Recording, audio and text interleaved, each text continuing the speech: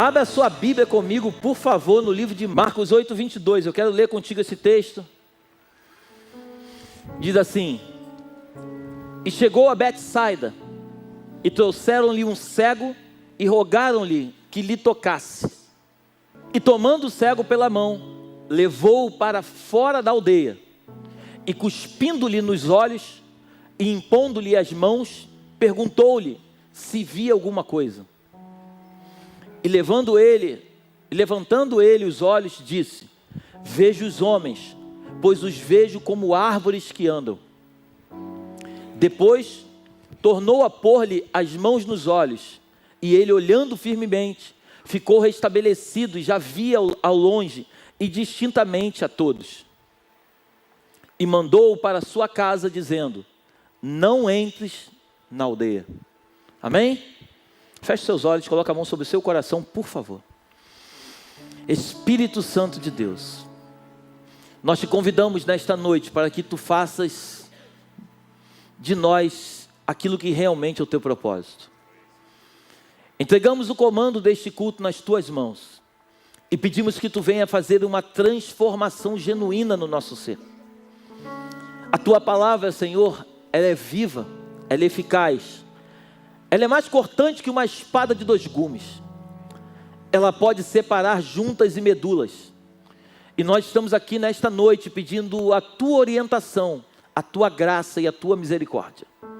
Fala conosco de uma forma clara, aonde possamos sair daqui completamente diferente de como nós entramos. Eu te agradeço por tudo que tu vais fazer, em nome de Jesus. Amém. E amém. Dê o melhor aplauso que você pode dar ao Senhor. Amém. Eu queria só voltar um pouquinho antes. Jesus, ele havia feito uma multiplicação de pães e peixes. Jesus, ele entra no barco com os discípulos e ele fala assim: olha, vocês tomem cuidado com o fermento dos fariseus e de Herodes. Os discípulos, sem entenderem muito ali no barco, eles começam a se questionar, acreditando que Jesus estava falando sobre pães e não sobre doutrina. E aí a Bíblia diz que o barco, eles param em Betsaida. Betsaida era uma cidade. João capítulo 11, versículo 21, nós vamos ver lá depois Jesus falando: ai de ti, Corazim, ai de ti, Betsaida. Então eles chegam numa aldeia, e nessa aldeia, de repente pegam um cego. E interessante que trazem o cego até Jesus. Porque todo cego, ele não consegue caminhar sozinho, amém? Então ele precisa ser conduzido por alguém. Então quando você é cego, e eu não estou falando no âmbito físico, eu estou falando no âmbito espiritual, quando você é cego, você sempre será conduzido por alguém. Por isso hoje muitas pessoas enxergam no âmbito físico, mas são pessoas cegas espirituais. Andam por lugares escuros, buscando aquilo que tanto necessitam, mas na verdade nem sabem aonde estão buscando. Então essas pessoas são guiadas por outras pessoas, que levam essas pessoas até o lugar aonde essas pessoas gostariam de estar, ou pensam que deveriam estar lá e nunca deveriam ter pisado lá. Então todo cego, ele é guiado por uma outra pessoa. E Jesus, quando ele pisa numa aldeia, a Bíblia diz que os seus amigos, eles trazem um cego para Jesus. E eles falam: Jesus, ele é cego, e nós gostaríamos que você curasse ele. Mas interessante que o texto diz que a primeira coisa que Jesus fala é que Jesus pega ele pela mão e tira ele daquele ambiente em que ele estava. Jesus tira ele de Betsaida, tira ele daquela aldeia, leva ele para um outro lugar. Jesus cospe nos olhos daquele cego, coloca a mão sobre ele e pergunta: você está vendo? Ele fala assim: eu estou vendo homens como árvores.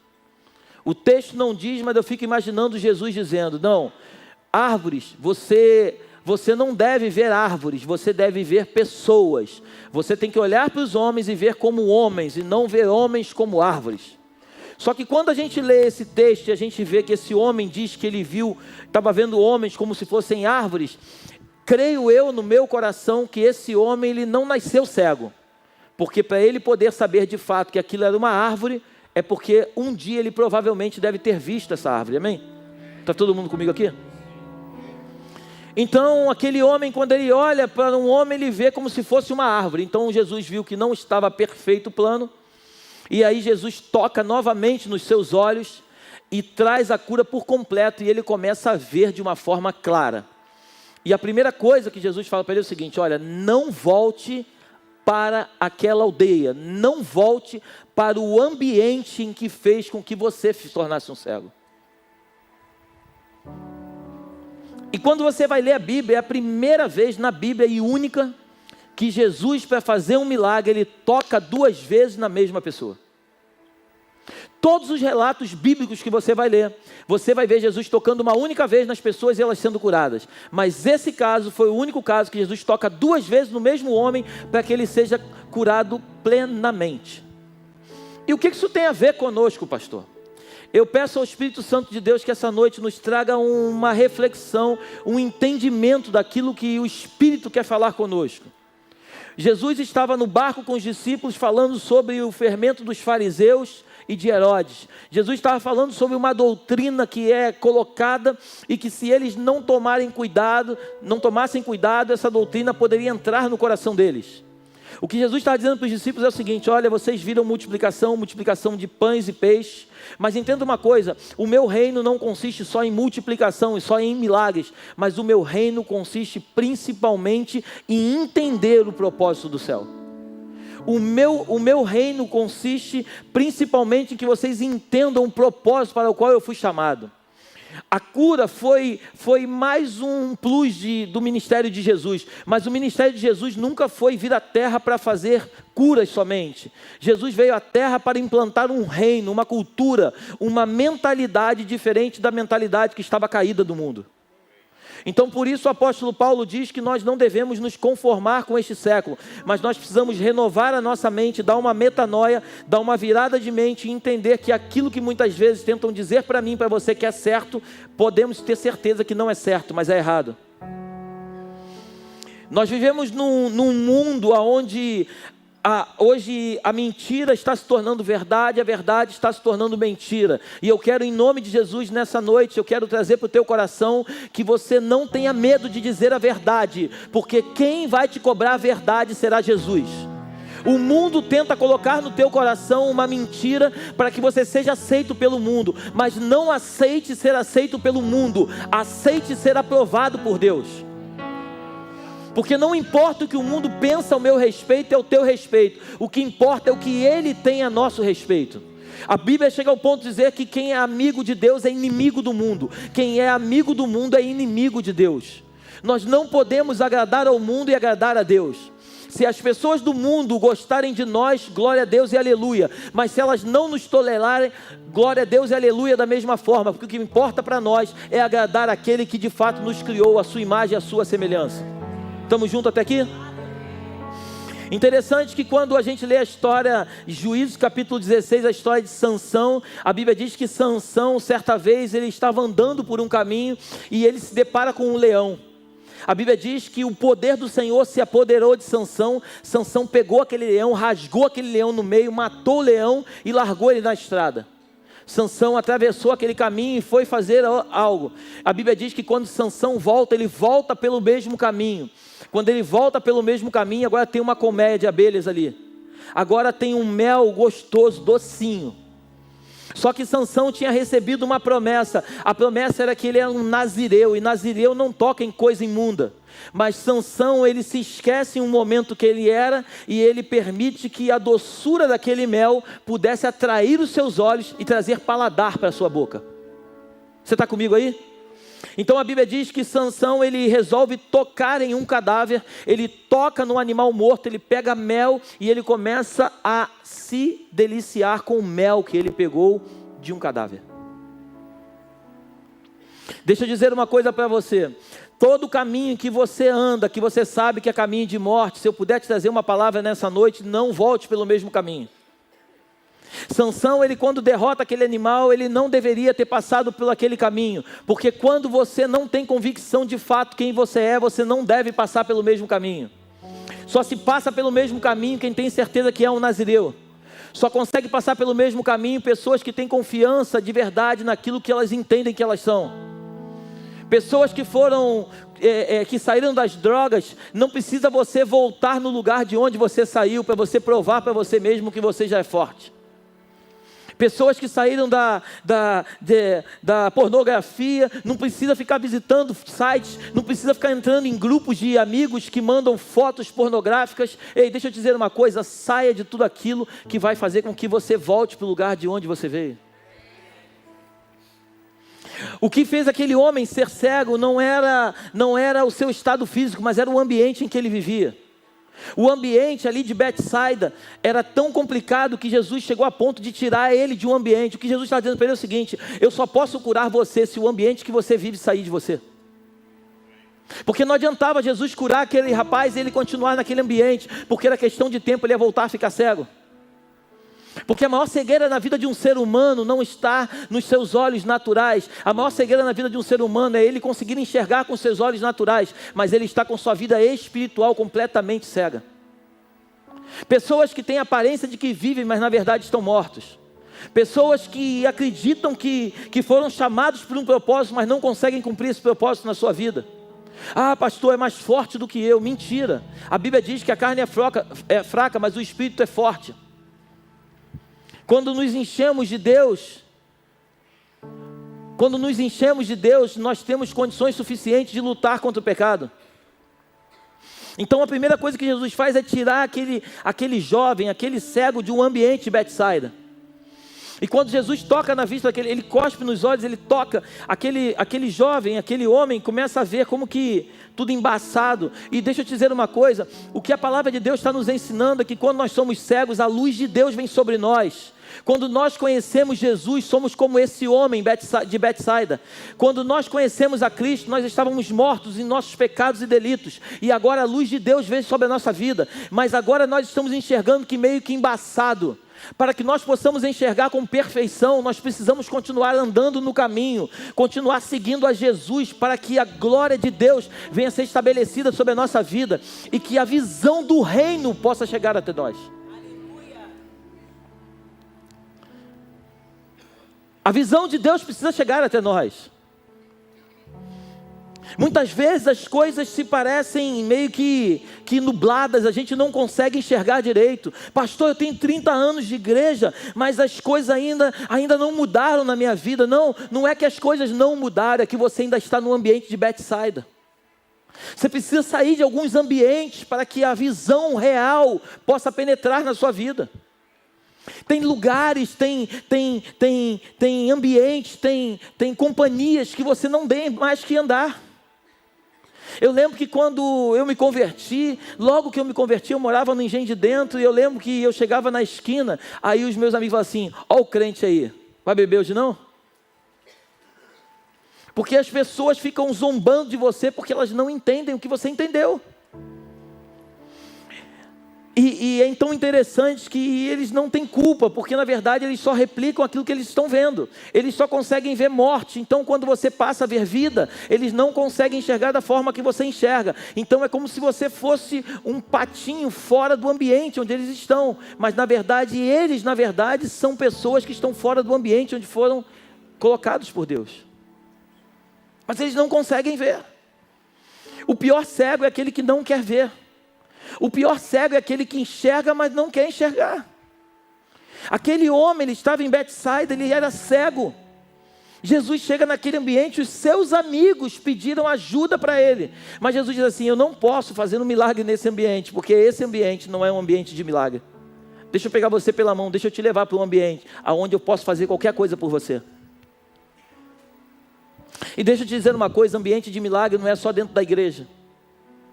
Ambiente de milagre é quando você prepara o ambiente de milagre.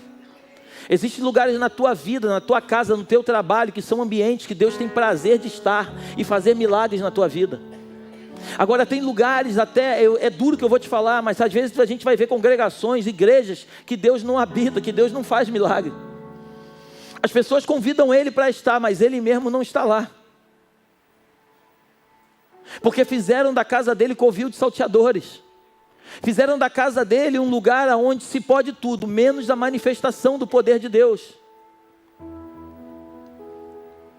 Nós fomos chamados por Deus para tocar.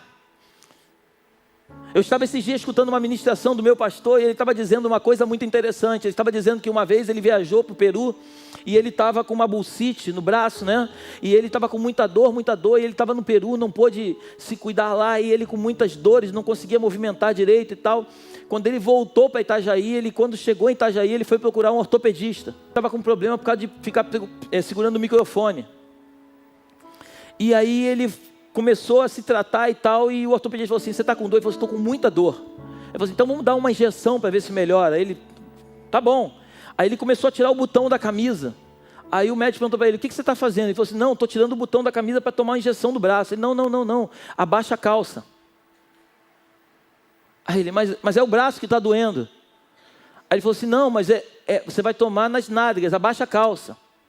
E aí ele disse que abaixou a calça assim, né? E ele se apoiou numa mesa e começou a chorar muito. E o médico olhou para ele e falou assim: não, Luiz, não precisa ficar com medo não. Ele batendo na seringa: não precisa ficar com medo não vai doer não. Ele falou: não, eu não estou chorando por causa da injeção, eu estou chorando porque Deus está falando comigo. Aí ele falou assim: Deus está falando contigo agora? Ele falou assim: Deus está falando comigo agora. Aí o médico perguntou: mas o que Deus está falando contigo? Ele estava dizendo o seguinte: Deus está falando comigo que eu tenho que tomar uma injeção na parte boa do meu corpo, para que a parte ruim do meu corpo possa ser saudável. E o que Deus está falando comigo é que existe uma parte boa da igreja, que precisa sofrer, para que a parte ruim da igreja possa ser curada por Ele. Você está aí?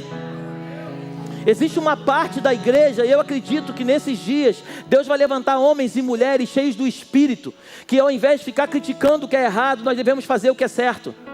Homens cheios da glória de Deus, mulheres cheios do Espírito, que vão começar a contemplar e transmitir o amor de Deus para as pessoas lá fora. E a parte caída da igreja vai começar naturalmente a ser curada por causa de uma parte boa que está tomando a injeção do Espírito. Você está aí? Glorifica o Senhor.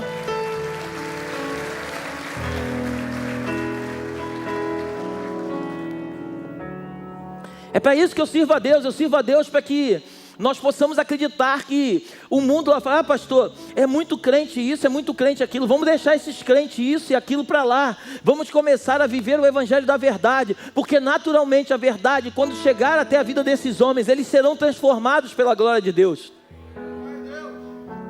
A Bíblia diz que o evangelho é grande fonte de lucro, sabia disso? É o que está escrito no evangelho. Então muitos se aproveitam do evangelho para fazer coisas erradas, mas nós não precisamos condenar as coisas erradas, nós precisamos fazer o certo, porque quando a gente faz o certo, naturalmente o errado é colocado em xeque, e não tem muito espaço para o errado. O errado ele vai prevalecer por um tempo, mas depois ele precisa sair de cena. Jesus chega em Betsaida, ele vê um ambiente hostil, ele vê que o ambiente daquele lugar não era um ambiente propício para aquela cura. Ele fala assim: meu jovem, deixa eu te dizer uma coisa, eu quero te curar, mas eu não posso te curar nesse ambiente, dá a mãozinha para o papai aqui, vem comigo. Você está vendo agora? Eu estou vendo homens como que árvores. Não tem problema. E agora, você está vendo? Agora eu estou vendo. Deixa eu te pedir uma coisa, não volte mais para aquele ambiente, pois aquele ambiente é o ambiente que prejudica a sua visão. Eu não sei o que você viveu no teu passado, eu não sei como foi a tua história com Jesus, eu não sei nem se você um dia já entregou a sua vida para Jesus, mas uma coisa eu vim aqui nessa noite te dizer: existem ambientes que têm roubado o brilho da glória de Deus da tua vida, e eu vim aqui como um profeta de Deus dizer para o teu coração que você precisa sair de alguns ambientes, para que a manifestação do poder de Deus venha se aperfeiçoar na tua vida, e que o Senhor te tire de um lugar e te leve para o lugar aonde Ele quer. E quando você começar a enxergar, você não precisa voltar lá para dizer que está enxergando, porque o mesmo Deus que fez você enxergar é o mesmo Deus que no momento oportuno vai tocar na vida de todos que se encontram em Betsaida. Você está aí? Quando nós nos convertemos, a primeira coisa que nós queremos fazer é buscar aqueles que nós amamos, sim ou não? Mas tem ambientes que nós não podemos ir lá buscar as pessoas. Nós precisamos primeiro entender de fato quem Ele é, nos fortalecer nele, para depois estarmos preparados, e aí no momento certo, quando Deus falar vai, quando Ele te enviar, você pode ir aonde que tiver que ir, porque você não vai se corromper. Você vê muitas pessoas se convertendo e já indo para a internet para pregar a palavra.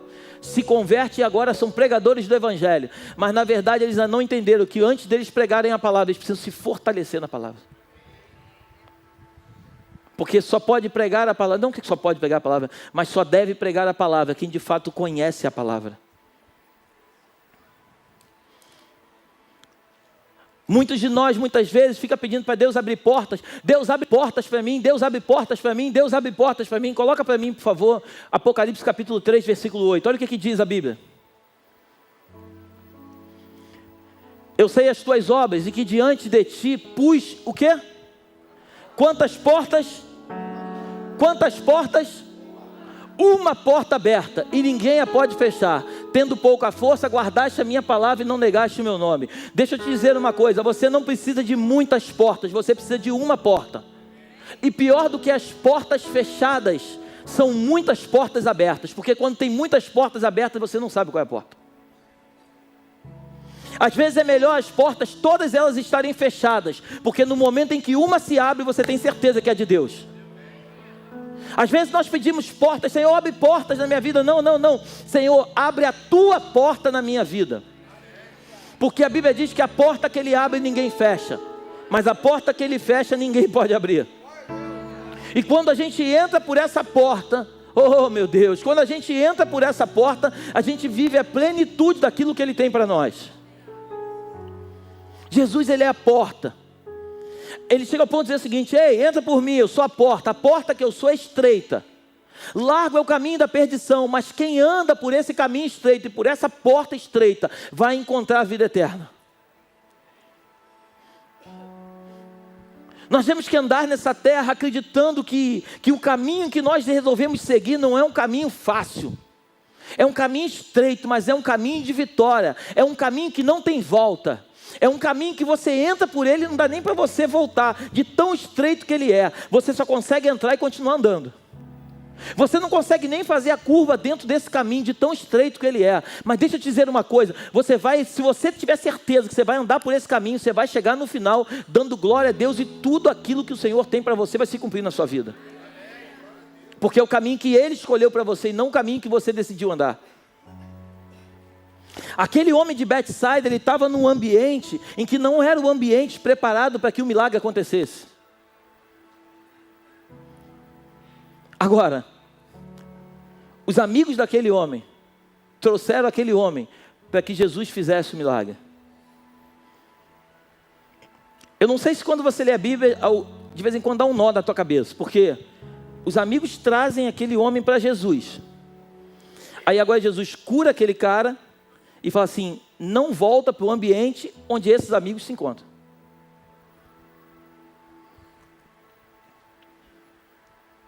Quando você encontra com Jesus, conversão é você estar andando por um caminho e você convergir. Você virar e começar a andar por um outro caminho. Você, quando se converte, você não pode continuar praticando o que você praticava. Você, quando se converte, você não pode continuar frequentando os lugares que você frequentava. Quando você se converte, você não pode continuar falando da forma que você falava. Quando você se converte, você não pode continuar agindo da forma que você agia. A vida com Deus é uma vida de glória em glória. Conversão é você experimentar a manifestação do poder de Deus e andar com Ele, entendendo que o que Ele tem para você é muito melhor do que aquilo que você espera dEle. Amém? O que você espera dele é o que você espera, é o que você coloca no teu coração que ele vai fazer por você.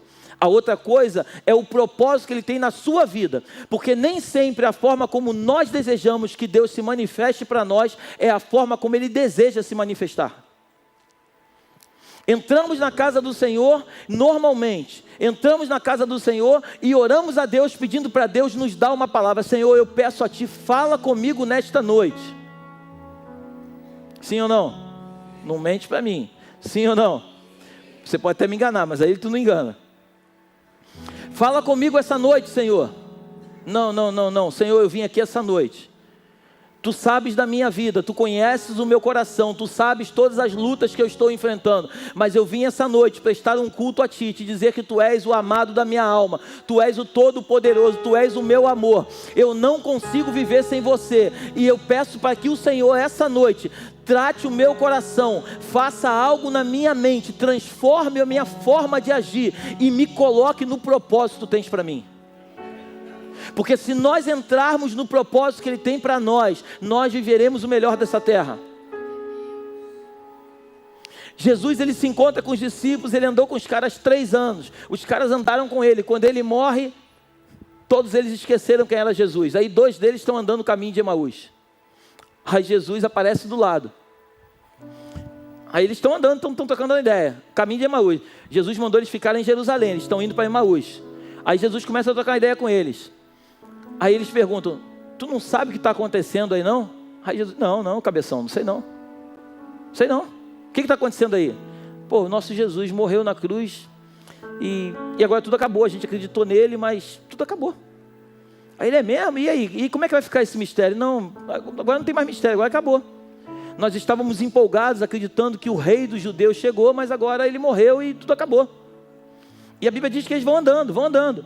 E quando chega lá no final, eles falam assim, tu quer ficar conosco aqui essa noite? Aí Jesus fala assim, não quero não. Aí a Bíblia diz que eles insistem. E Jesus resolve entrar com eles. Aí eles sentam à mesa. Quando eles sentam à mesa, a Bíblia diz que quando ele pega o pão, a forma como ele parte o pão, eles percebem que é Jesus. E um olha para cada um e fala assim, é ele, cara. Deixa eu te dizer uma coisa, você só vai conseguir entender o propósito de Deus se você tiver intimidade com Ele. Mesa fala de intimidade, ninguém come a mesa contigo se não tiver intimidade. Ninguém senta à tua mesa se não for convidado por você.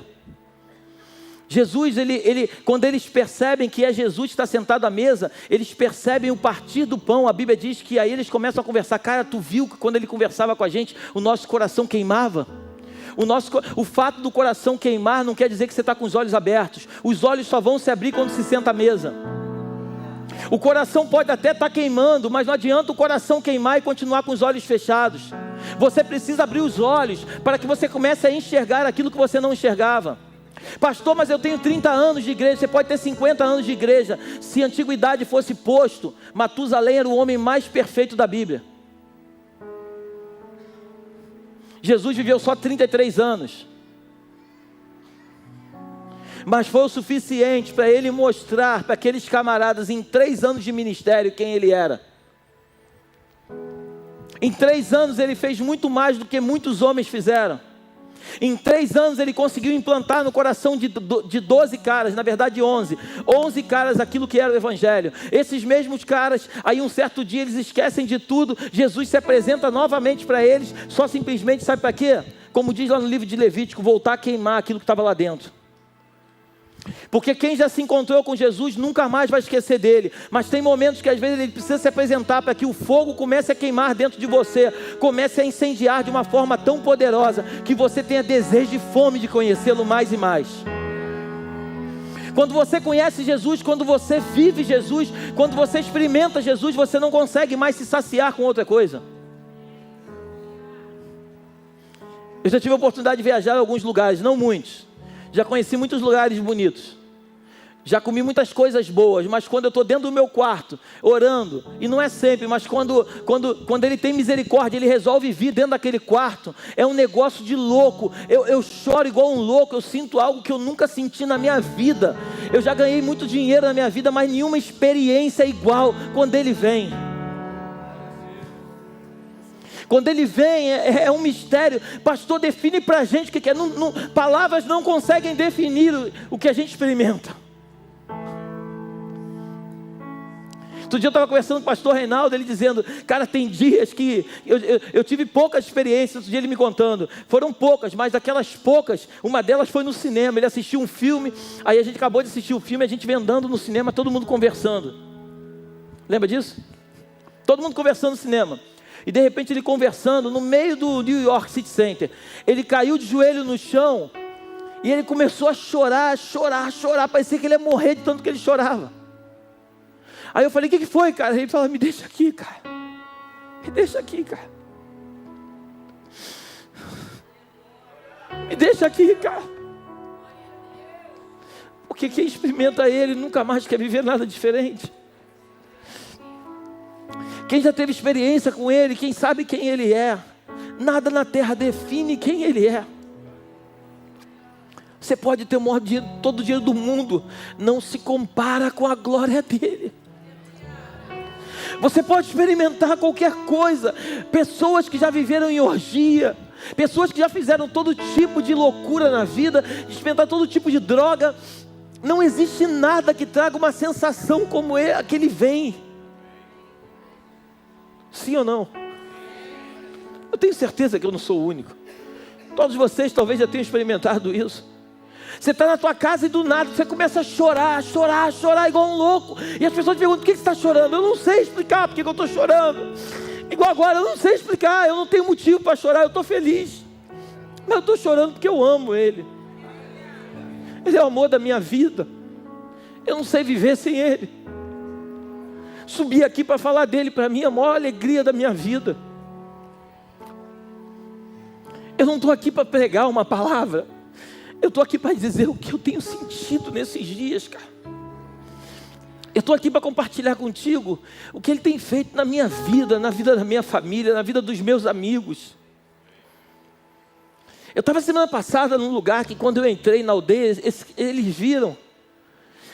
A gente estava saindo da aldeia, eu falei, pastor Bruno, você viu a casa dela? Ele falou assim, não. Eu falei, cara, então deixa eu te pedir uma coisa, volta lá e vai ver a casa dela, cara.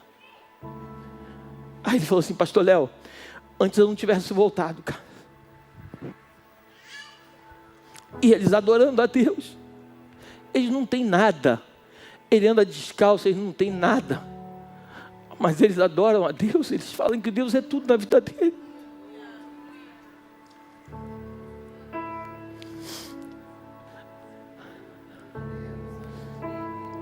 Eles falam que Deus é tudo. Que Deus mudou a vida deles. Se você chegar lá, eles não têm nada. Vocês viram ali o vídeo, eles não têm nada. E ela fala assim, eu acredito que um dia Deus vai abençoar a gente. E Deus vai abençoar. Eu tenho certeza que vai. E eu quero fazer parte dessa bênção. Eu quero ajudar na construção dessa casa. Eu quero colaborar.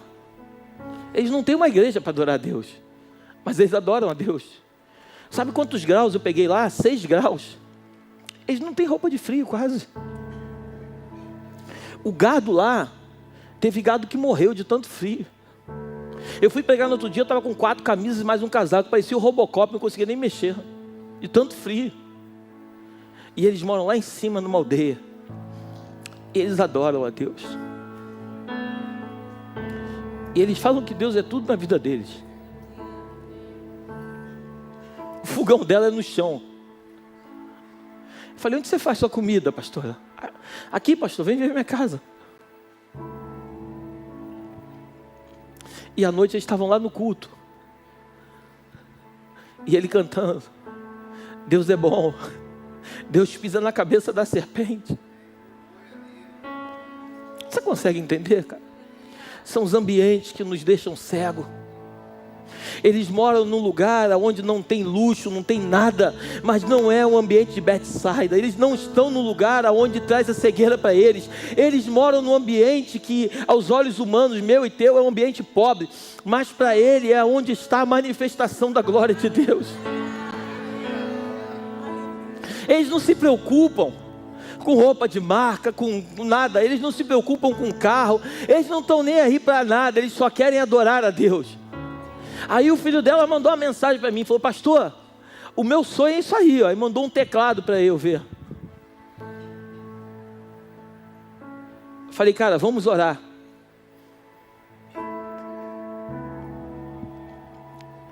Todos os dias eu penso nesse teclado. Todos os dias eu acordo e eu penso nesse teclado. Porque não é um teclado, Silas. É o teclado. É para quem é. É para o propósito específico. Você está aí comigo nessa noite? Se eu fosse você, eu dava um glória a Deus, dava um aleluia. Faz algum barulho aí, faz alguma coisa aí.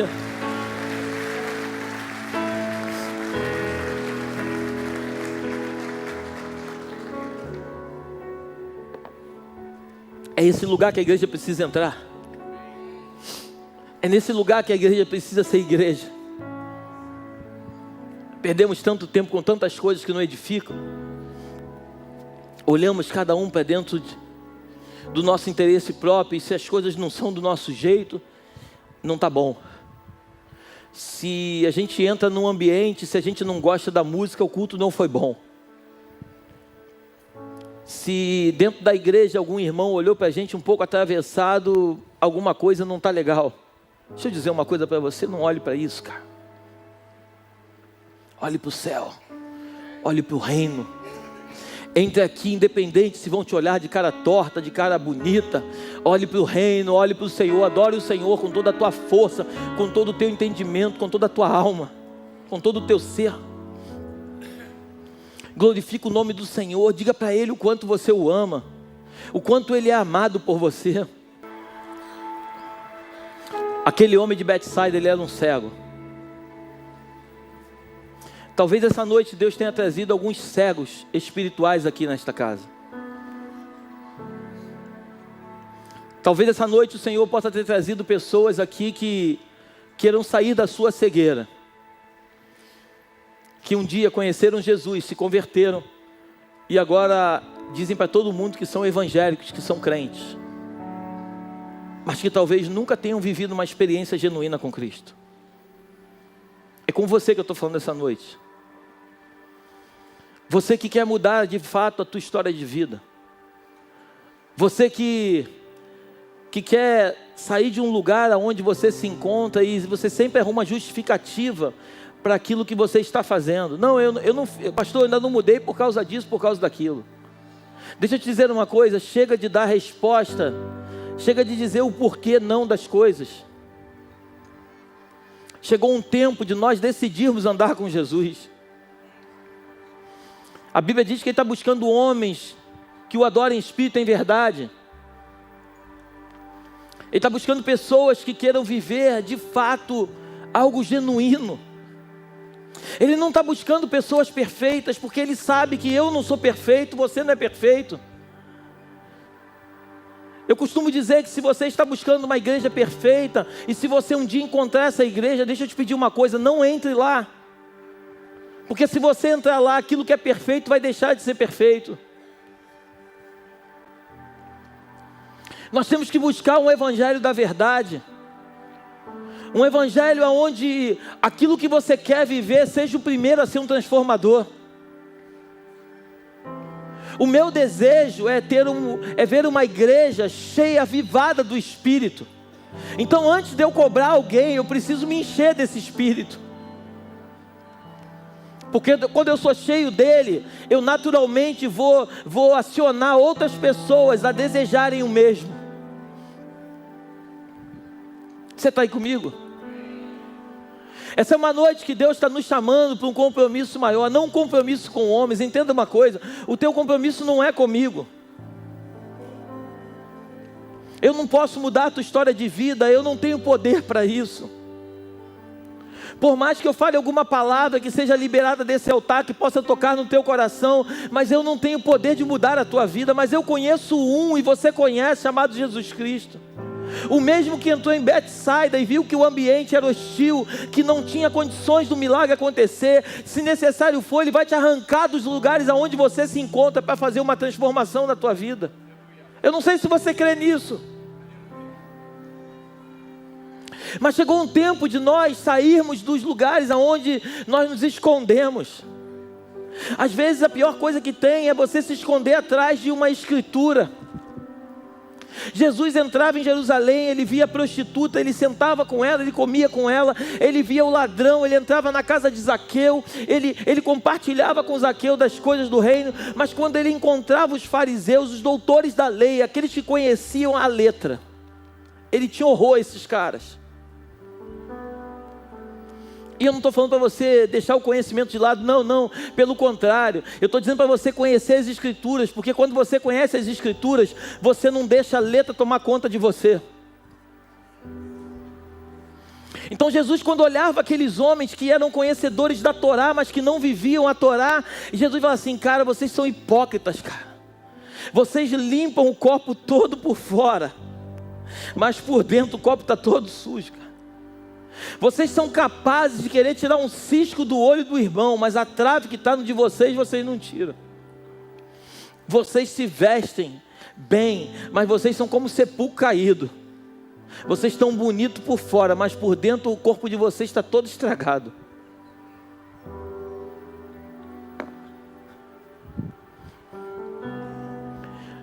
Jesus não tem problema com o pecado, porque quando o pecador chega até Ele pedindo misericórdia, Ele trata do pecador. Mas Jesus tem problema com a mentira, é quando você se esconde atrás de uma capa. A Bíblia fala de um homem chamado Bartimeu, um cego, ele sentado à beira do caminho, ele ficava com uma capa mendigando, porque aquela capa dava direito para ele pedir oferta. A Bíblia diz que Jesus passa por aquele caminho. Quando eu leio a Bíblia, eu fico imaginando quantas vezes Herodes passou por aquele caminho. Homens importantes passaram por aquele caminho com as suas comitivas, um barulho ensurdecedor dos cavalos, e aquele cego ali, ele não dava um ai quando as pessoas passavam. Só que naquele dia veio uma comitiva diferente, uma comitiva onde um homem chamado Jesus Cristo de Nazaré, ele resolve passar por aquele caminho, e quando ele passa, aquele cego que não conseguia ver, mas conseguia falar, ele fala: Jesus, filho de Davi, tem misericórdia de mim. E a multidão dizendo para ele: ei, cala a boca, cara, cala a boca, que ele não está te dando atenção. E quanto mais mandava ele calar a boca, ele mais alto gritava: Jesus, filho de Davi, tem misericórdia de mim. E Jesus está andando, e de repente aquele barulho, e ele para. Aí ele fala assim: chama ele. Ai, meu Deus. Os mesmos caras que mandaram ele calar a boca agora voltam e falam assim: o mestre está te chamando. A Bíblia diz que aquele cara, ele dá um salto, ele pega Tião, ele pega a capa dele, que dava direito dele mendigar. Aquela capa, se ele perdesse a capa, ele não podia mais ficar naquele lugar pedindo esmola. Ele dá um salto, ele pega a capa, diz a Bíblia, ele lança a capa fora, porque ele sabia que ele nunca mais ia voltar para aquele lugar. E ele vai encontrar com Jesus. A Bíblia diz que Jesus cura aquele cara. Eu não sei se você crê nisso, mas eu creio que ele está aqui, porque ele disse que quando 2 ou mais se reunirem em nome dele, ele se faria presente. Eu não sei se você é um cego de nascença. João capítulo 9 fala de um homem que era cego de nascença. Aí a Bíblia diz que ele era cego de nascença. Jesus se encontra com ele, faz ele voltar a enxergar. Aí Jesus cura ele num sábado. Aí os caras começam a dizer que não podia curar no sábado. Aí perguntam: chamam um cego.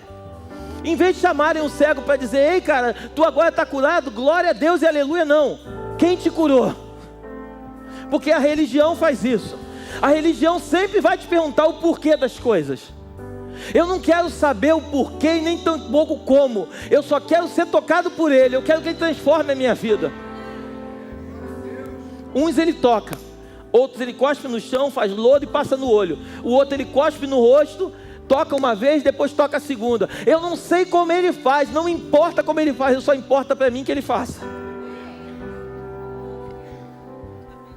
Um dia eu era um cego, e aí a Bíblia diz que quando chegam para o cego de nascença, João capítulo 9, lê na tua casa: mas quem te curou? Ele falou assim: foi um tal de Jesus. Mas como que ele te curou? Ele falou assim: cara, eu não sei, eu só sei de uma coisa, eu era cego, mas eu não sou mais.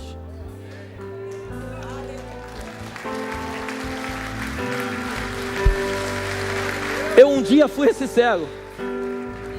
Eu vim de uma família espírita que meu avô tinha terreiro de macumba. A minha casa tinha uns santos desse tamanho aqui, vários deles. Os meus amigos tinham medo de ir lá em casa, eu não sabia porquê, depois que eu fui descobrir. Um negócio horroroso. A minha mãe se agarrava naquelas estátuas e começava a pedir para aqueles santos com letra minúscula, que não tinha poder. A Bíblia diz que eles têm boca e não falam, tem mãos que não apalpam, tem pés que não caminham, tem olhos que não veem. E ela se agarrava naquelas estátuas e acreditava que aquelas estátuas seriam a solução da vida dela. Mas um dia, Jesus de Nazaré passou na minha casa, tocou na minha família, tocou na minha vida, tocou na minha mãe. Minha mãe, antes de morrer, minha mãe ficava 3 horas orando. Minha mãe é uma mulher de Deus. Eu tenho certeza que eu estou aqui por causa da oração da minha mãe. Eu tenho certeza absoluta que hoje eu sou um pastor por causa da oração da minha mãe.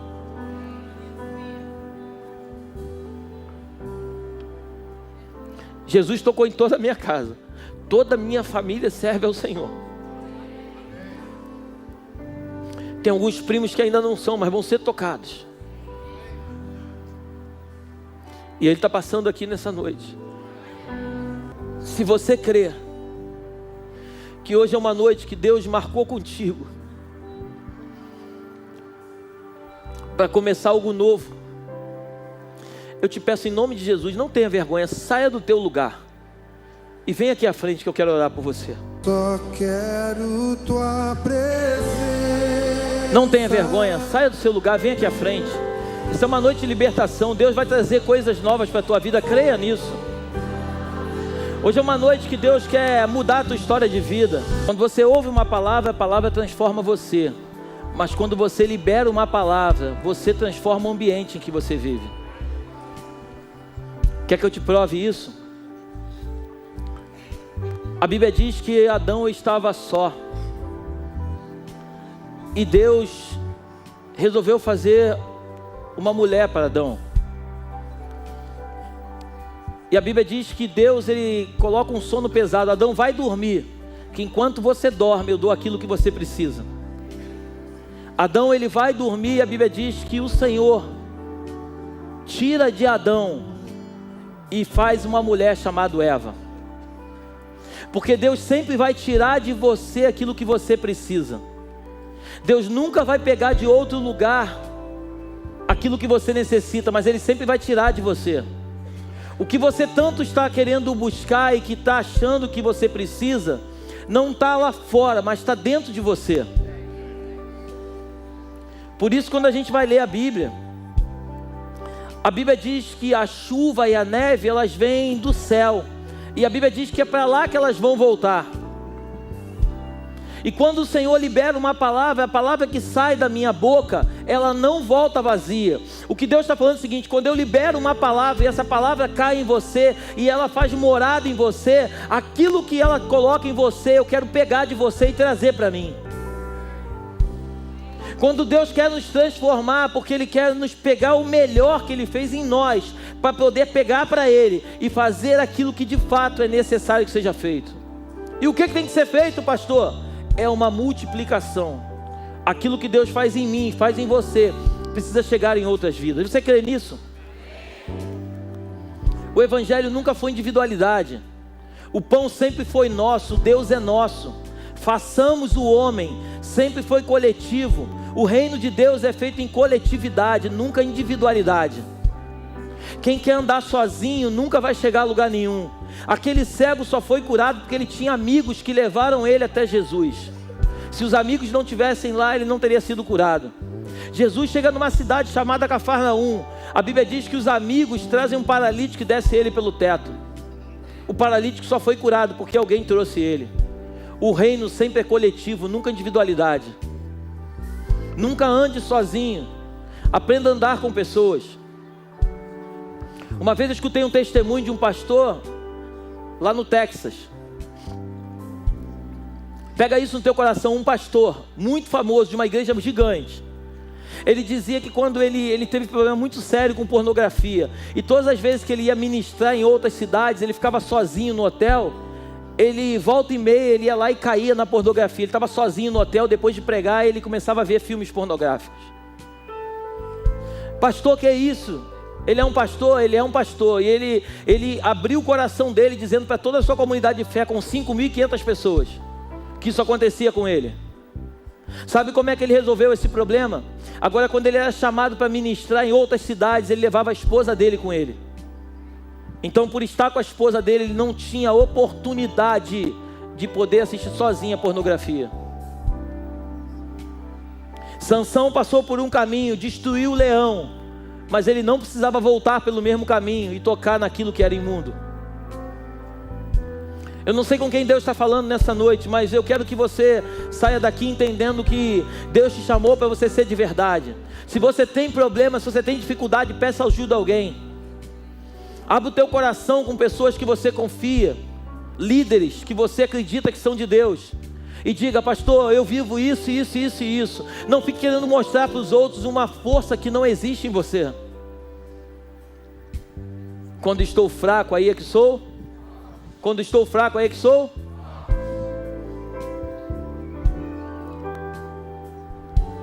O Senhor, eu creio que esses dias Ele vai levantar homens e mulheres cheios do Espírito. Homens e mulheres que vão incendiar essa nação. Você sabia que existem pessoas que estão no oculto, que a internet não conhece, muitas pessoas não conhecem, mas que estão pegando fogo por Jesus? Você acredita nisso? Hoje a gente fica muito preso àquilo que a internet mostra, mas existem os anônimos de Deus, pessoas que estão escondidas agora, nesse momento, queimando por Jesus. Pessoas que, se eu te disser o nome delas, talvez você nem conheça. Se você disser para mim, talvez eu não conheça. Mas são pessoas que são desconhecidas, mas são conhecidos do Pai. São pessoas que são muito mais conhecidas de Deus do que muitos que têm 2 milhões de seguidores na internet. Porque ter seguidor não quer dizer que está cumprindo o propósito de Deus. É triste dizer isso, que seguidor até hoje se compra. Hoje muitos estão preocupados com seguidores. Eu estou preocupado em seguir o Mestre.